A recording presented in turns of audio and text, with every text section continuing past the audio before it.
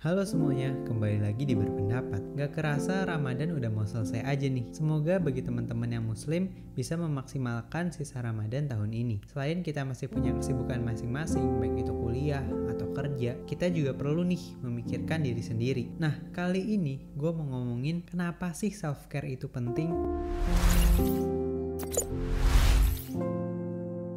Assalamualaikum warahmatullahi wabarakatuh. Perkenalkan, gue Juni Muhammad. Di channel ini gue akan menyampaikan pendapat pribadi gue, orang di sekitar gue, dan apa yang gue temukan di internet. So, silahkan tonton video ini sampai selesai. Kalau di video sebelumnya, gue membahas PK instan yang pada akhirnya gak membuka penerimaan tahun 2020. Nah, kali ini gue mau ngomongin satu topik yang cukup penting untuk dibicarain. Ngerasa gak sih sekarang ini gak sedikit orang yang lebih mementingkan orang lain dibandingkan dirinya sendiri? Padahal bisa aja mereka lagi ada di kondisi yang gak baik-baik aja. Ibaratnya tuh di luarnya kelihatan happy, tapi di dalamnya tuh sedih banget. Peduli itu pada dasarnya beda dengan mementingkan diri sendiri. Nah, yang dimaksud dengan peduli kepada diri sendiri tuh kita akan lebih fokus memikirkan diri sendiri, baru kita mikirin orang lain. Karena pada dasarnya kita punya kewajiban untuk menjaga, merawat, dan melindungi diri kita sendiri. Jadi Tony Robbins menjelaskan, self-care itu apa sih? Self-care is generalized terms that recently grown in popularity. A good self-care definition is regularly doing things for yourself that make you feel good. This can be small self-care tips like picking up your favorite latte on the way to work, or something on a grander scale like booking an international vacation. Gue pribadi sih setuju banget sama statement ini, dimana self-care dapat mempengaruhi kesehatan mental dan emosi kita. Kenapa sih self-care itu penting? Jadi seperti yang udah dijelaskan di atas, kita nggak akan bisa memberikan yang terbaik kepada orang lain kalau kita sendiri nggak peduli sama diri sendiri. Nah, ketika self-care kita lakukan dengan efektif,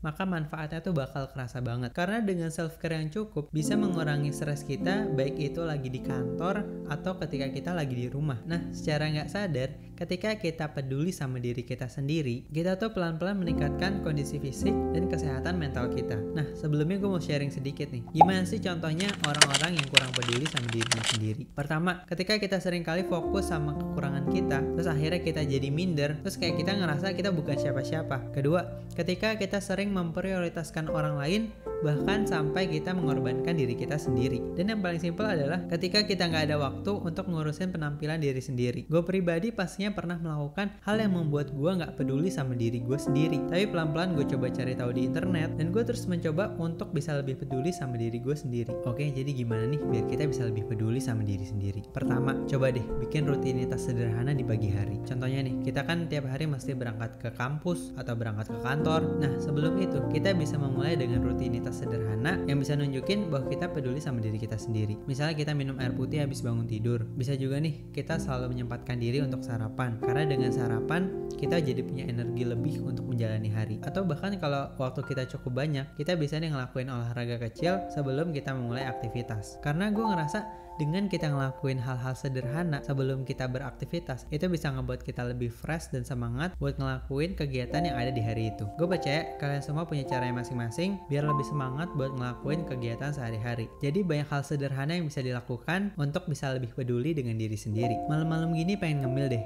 enaknya makan apa ya? Wah, ada kimrik nih. Enaknya rasa barbecue atau rasa balado ya? Kayaknya barbecue aja deh lebih enak. Nah, poin yang kedua, coba deh ubah mindset kita. Maksudnya gimana sih? Seperti yang udah gue jelasin di video gue sebelumnya, kita bisa melihat sesuatu dari sisi yang berbeda. Misalnya gini, kita lagi pesan GoFood nih, tapi ternyata pas sampai pesanan kita nggak sama yang udah kita pesan. Nah, bisa aja nih kita langsung spontan marah-marah. Tapi di satu sisi kita bisa bilang ke abangnya, wah pesanannya salah ya bang, lain kali tolong lebih teliti ya bang. Kalau yang pesan orang lain, abang bisa nih kena marah atau bahkan dikasih rating yang jelek. Karena pada akhirnya makanan yang udah kita pesan tetap bisa kita makan. Nah, poinnya adalah dengan kita mengubah cara pandang kita, ini merupakan salah satu bentuk kepedulian kita kepada diri sendiri. Karena kalau bawaannya udah emosi, apa yang akan kita lakukan selanjutnya bisa kena dampaknya. Sebentar, udah pada subscribe belum nih? Tolong di subscribe ya. Terima kasih. Oke, poin yang ketiga, belajarlah untuk berkata tidak. Bagi sebagian orang, mengatakan tidak merupakan hal yang cukup sulit buat dilakuin. Padahal ada korelasinya antara kehidupan pribadi dan juga pekerjaan kita. Ketika orang lain minta tolong, kita selalu bilang iya. Misalnya emang kita lagi gak enak badan nih, lagi pusing banget dari semalam, tapi tiba-tiba atasan kita ngasih kerjaan setumpuk Sebagai seorang bawahan, emang udah jadi kewajiban kita untuk menyelesaikan pekerjaan yang udah diberikan. Tapi di satu sisi, karena kita nggak berani bilang kalau kita emang lagi nggak enak badan, akhirnya kita tetap ngerjain kerjaan kita dengan kepala tuh yang udah nggak kuat banget. Pada akhirnya ketika kita pulang, sakitnya malah jadi makin parah. Padahal kita bisa aja nih bilang ke atasan kita, "Pak, maaf ya,